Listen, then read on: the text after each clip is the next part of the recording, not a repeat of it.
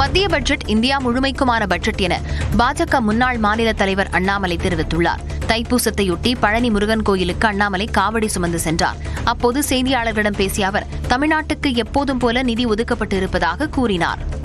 முதலமைச்சர் அவர்கள் சில குற்றச்சாட்டுகளை வைத்திருக்கின்றார்கள். எப்பொழுதும் அரசியல் காரணத்துக்காக வைக்கிறது தான். ஆனால் இந்த பட்ஜெட்டை முழுமையாக பார்க்கக்கூடிய எல்லா சொந்தங்களுக்கும் தெரியும், எல்லா ஆண்டும் எப்படி சிறப்பாக உள்கட்டமைப்பை மேம்படுத்தணுமோ இந்த ஆண்டும் அதே போல ஒரு பெரிய பட்ஜெட்டை நிர்மலா சீதாராமன் அவர்கள் கொடுத்திருக்கிறாங்க. திருத்தணி சுப்பிரமணிய சாமி கோயிலில் தைப்பூசத்தை முன்னிட்டு முருகப்பெருமான் குதிரை வாகனத்தில் மாடவீதியில் வலம் வந்தார்.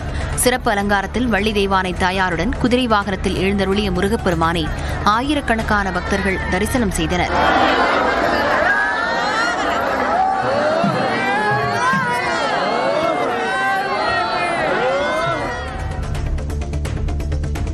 ஞாயிறு விடுமுறையை ஒட்டி தென்காசி மாவட்டம் குற்றால அருவிகளில் ஏராளமான சுற்றுலா பயணிகள் குவிந்து ஜில்லென்று கொட்டிய தண்ணீரில் நீராடி மகிழ்ந்தனர். தண்ணி கம்மியாக இருந்தாலும் நாங்கள் நல்லா குளித்து நல்லா என்ஜாய் பண்ணோம். இப்போ வெயில் அடிக்கிறதுனால தண்ணி சில்லுன்னு இருக்கிறதுனால குளித்தோடனே நல்லா சில்னஸ் ஆயிடுது. சூப்பராக இருக்குது. கரூரில் முன்னாள் முதலமைச்சர் ஜெயலலிதாவின் பிறந்தநாளை முன்னிட்டு மாவட்ட அளவிலான கபாடி போட்டி நடைபெற்றது. சிஎஸ்ஐ பள்ளி மைதானத்தில் நடைபெற்ற போட்டியில் ஆண்கள் பிரிவில் 82 அணிகளும் பெண்கள் பிரிவில் 16 அணிகளும் கலந்து கொண்டன. இதேபோல் தூத்துக்குடி மாவட்டம் எட்டயபுரம் அருகே முன்னாள் முதலமைச்சர் ஜெயலலிதாவின் பிறந்தநாளை முன்னிட்டு கபாடி போட்டி நடைபெற்றது. இதில் 52 அணிகள் பங்கேற்ற நிலையில் வெற்றி பெற்ற அணி வீரர்களுக்கு ரொக்கப்பரிசு மற்றும் கோப்பை வழங்கப்பட்டது.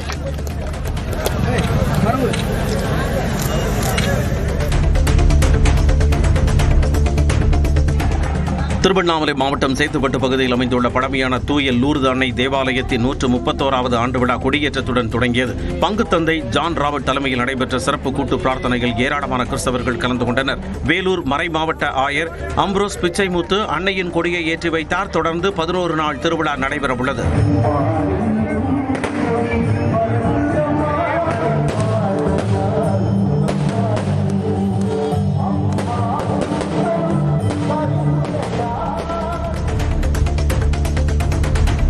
தேனியில் உடல் உறுப்பு தானம் செய்யப்பட்ட ஆம்புலன்ஸ் ஓட்டுநரின் உடலுக்கு அரசு சார்பில் இறுதி மரியாதை செலுத்தப்பட்டது. ஓடைப்பட்டி கிராமத்தைச் சேர்ந்த சந்திரசேகரன் 108 ஆம்புலன்ஸ் ஓட்டுநராக பணிபுரிந்து வந்தார். உடல்நலக் குறைவால் மதுரை ராஜாஜி அரசு மருத்துவமனையில் கடந்த சில நாட்களாக சிகிச்சை பெற்று வந்த நிலையில் மூளைச்சாவடைந்தார். குடும்பத்தினர் ஒப்புதலுடன் அவரது உடல் உறுப்பு தானமாக பெறப்பட்டன. இதையடுத்து அவரது உடலுக்கு அரசு சார்பில் வருவாய் கோட்டாட்சியர் மலர் வளையம் வைத்து மரியாதை செலுத்தினார்.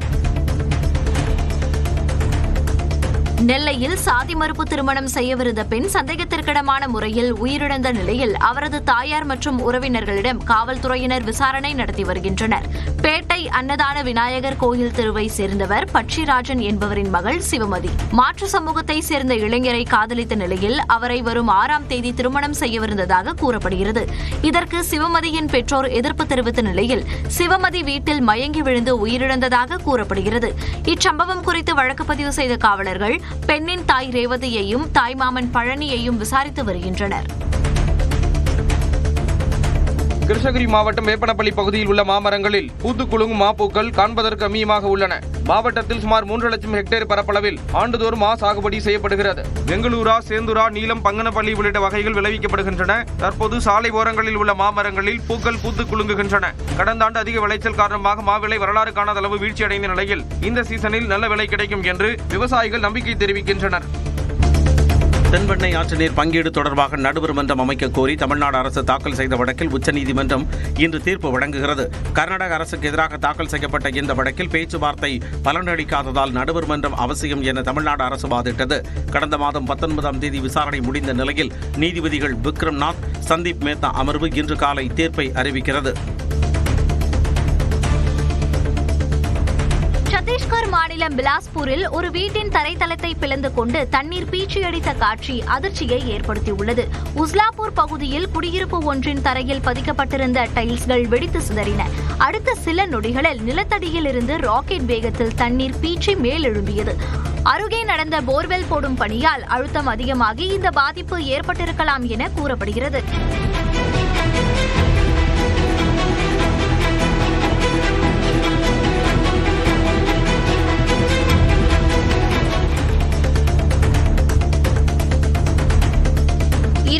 பதிலாக வெனிசுலாவிடமிருந்து கச்சா எண்ணெயை இந்தியா கொள்முதல் செய்ய உள்ளதாக அமெரிக்க அதிபர் டிரம்ப் தெரிவித்துள்ளார்.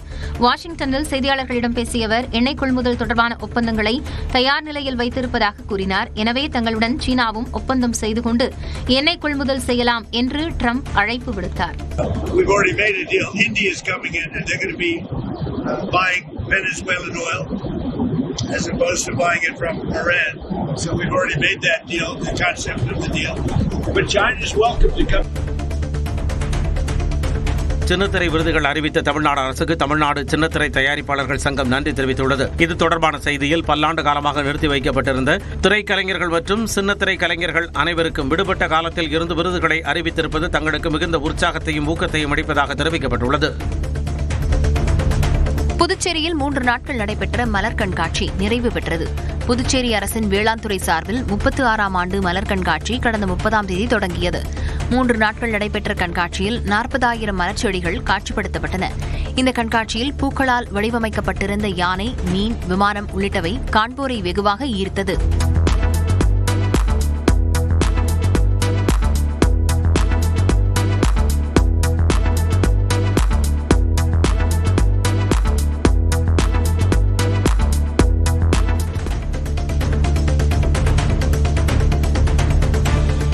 விருதுநகர் மாவட்டம் அருப்புக்கோட்டை அருகே பந்தல்குடியில் விடுதலை போராட்ட வீரர் வீரபாண்டிய கட்டபொம்மனின் உருவ வெண்கல சிலையுடன் கூடிய மணிமண்டபம் திறப்பு விழா நடைபெற்றது. அமைச்சர் KKSSR ராமச்சந்திரன் மணிமண்டபத்தை ரிப்பன் வெட்டி திறந்து வைத்து வீரபாண்டிய கட்டபொம்மனின் திருவுருவ சிலைக்கு மாலை அணிவித்து மரியாதை செலுத்தினார். மணிமண்டபம் கட்ட இடம் வழங்கியவர்கள் மற்றும் நன்கொடை வழங்கியவர்களுக்கும் அமைச்சர் சால்வை அணிவித்து கௌரவித்தார். தை மாத பௌர்ணமியையொட்டி தஞ்சாவூர் பெரிய கோயிலில் நடைபெற்ற கிரிவலத்தில் ஆயிரக்கணக்கான பக்தர்கள் கலந்து கொண்டனர். தஞ்சாவூர் பெரிய கோயிலில் மாதந்தோறும் பௌர்ணமியன்று கிரிவலம் நடைபெறுவது வழக்கம். அந்த வகையில் தை மாத பௌர்ணமியையொட்டி நடைபெற்ற கிரிவலத்தில் ஓம் நமச்சிவாய, சிவாய நம ஓம் என்ற பக்தி கோஷத்துடன் ஆயிரக்கணக்கான பக்தர்கள் கிரிவலம் சென்றனர். தை மாத பௌர்ணமியை முன்னிட்டு கன்னியாகுமரியில் முக்கடலும் சங்கமிக்கும் திரிவேணி சங்கமம் கடற்கரையில் மகாசமுத்திர தீர்த்த ஆரத்தி நடைபெற்றது.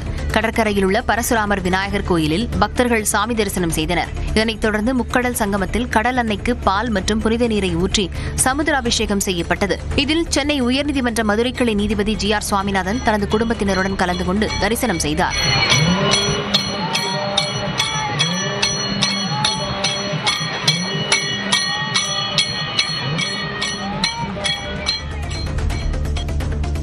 கரூர் அருகே வெண்ணைமலை பாலசுப்பிரமணிய சுவாமி கோயிலில் தைப்பூச தேர் திருவிழா விமரிசையாக நடைபெற்றது.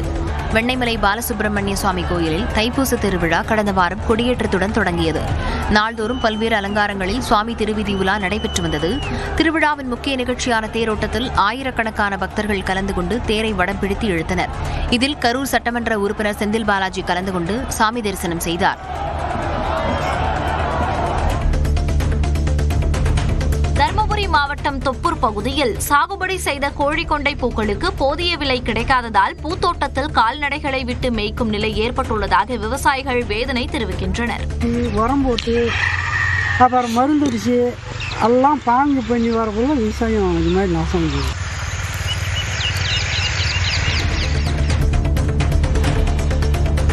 தென்காசி மாவட்டம் சங்கரன் கோயில் அருகே மதுபோதையில் அதிவேகமாக இயக்கப்பட்ட கார் மோதி 2 பேர் உயிரிழந்த சம்பவத்தின் CCTV காட்சி நெஞ்சை பதைக்க வைக்கும் வகையில் உள்ளது.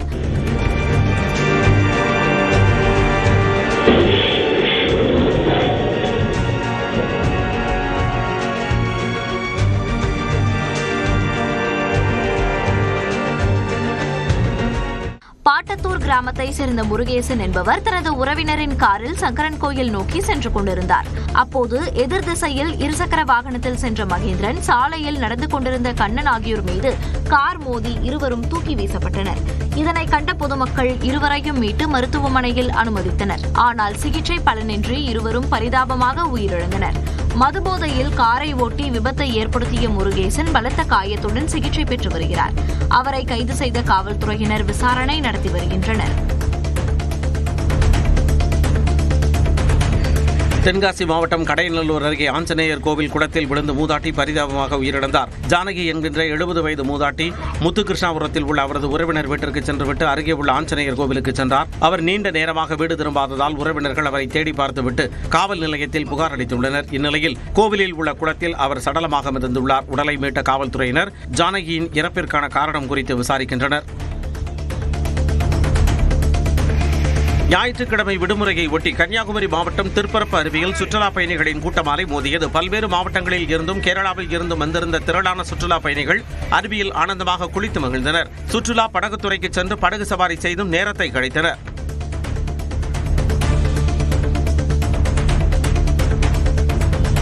விருதுநகர் மாவட்டம் சிவகாசி பேருந்து நிலையம் அருகே புலம்பெயர் தொழிலாளர்கள் அடிதடியில் ஈடுபட்டதால் பரபரப்பு ஏற்பட்டது. 3 பெண்கள் 4 இளைஞர்கள் ஒன்றாக வந்த நிலையில் அவர்களுக்குள் ஏற்பட்ட வாக்குவாதத்தை தொடர்ந்து இரு பிரிவாக பிரிந்து சரமாரியாக தாக்கிக் கொண்டனர்.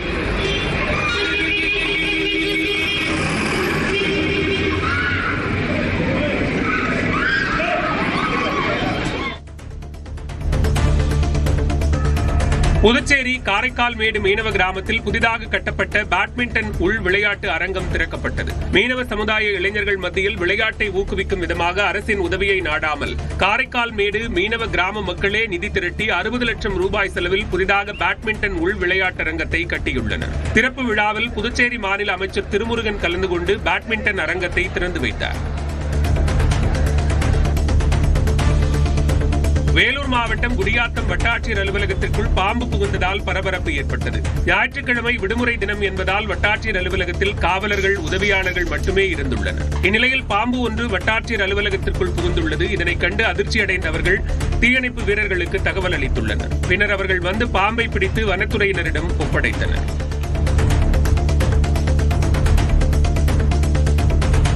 திருவள்ளூர் அருகே 2 பேரை கல்லால் அடித்து கொலை செய்த 4 பேர் குண்டார் சட்டத்தில் அடைக்கப்பட்டனர். ஒண்டிக்குப்பம் கன்னியம்மன் கோயில் தெருவைச் சேர்ந்த பார்த்திபனை, அதே பகுதியைச் சேர்ந்த ஜவஹர், வினோத்குமார், ஜோதீஷ் மற்றும் நீலகண்டன் ஆகியோர் கஞ்சா போதையில் கல்லால் அடித்து கொலை செய்தனர். இந்த வழக்கில் 4 பேரும் கைதான நிலையில் அவர்களை குண்டார் தடுப்புச் சட்டத்தில் சிறையில் அடைக்க மாவட்ட ஆட்சியர் பிரதாப் உத்தரவிட்டார்.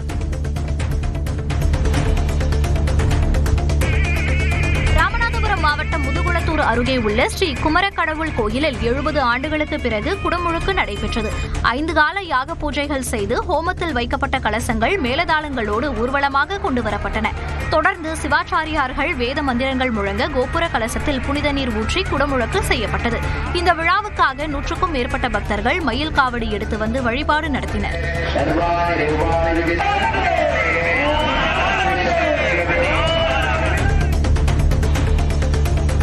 கோவை வெள்ளியங்கிரி மலையில் பக்தர்கள் ஏற நீதிமன்றம் உத்தரவிட்டதைத் தொடர்ந்து ஆயிரக்கணக்கான பக்தர்கள் மலையேறினர். தென்கைலாயம் என்று போற்றப்படும் வெள்ளியங்கிரி மலையில் வனத்துறை மற்றும் கோயில் அதிகாரிகள் முன்னிலையில் மலையேறும் பாதையின் நுழைவு வாயில் கதவுகள் திறக்கப்பட்டன. கதவுகள் திறக்கப்பட்டவுடன் காத்திருந்த பக்தர்கள் வெற்றிவேல் முருகனுக்கு அரோகரா, தென்னாடுடைய சிவனே போற்றி மற்றும் ஓம் நமச்சிவாய என விண்ணதிர முழக்கமிட்டு தங்களது பயணத்தை தொடங்கினர்.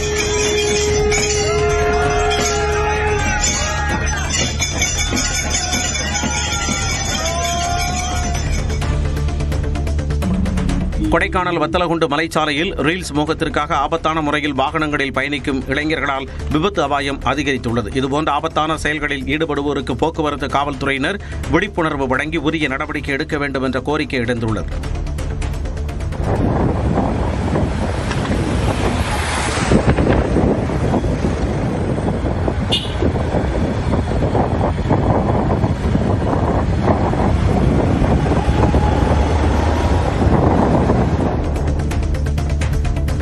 திருப்பத்தூரில் பிணையில் வெளியே வந்தவரை கொலை செய்த வழக்கில் 17 வயது சிறுவன் உட்பட 5 பேர் கைது செய்யப்பட்டுள்ளனர்.